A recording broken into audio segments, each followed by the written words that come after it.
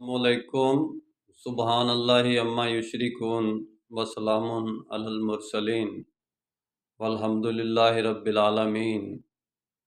मोहम्मद रसूलुल्लाह सल्लल्लाहु अलैहि वसल्लम की ज़िंदगी की बेसत का मकसद क्या था?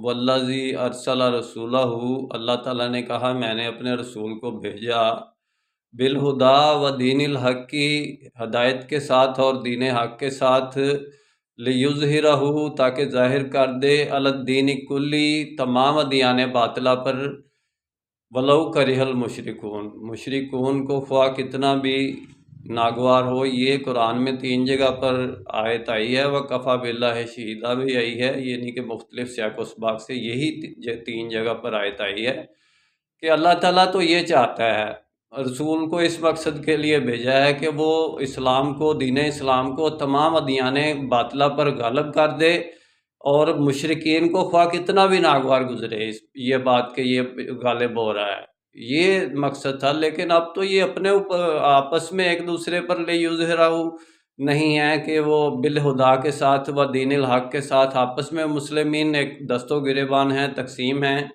मेरा काम इस्लामिक वर्ल्ड की अमन और यूनाइटी का है। इंशाल्लाह डिटेल में बात फिर होगी। निस्बत वहदत खिदमत खैर के साथ। अल्लाह।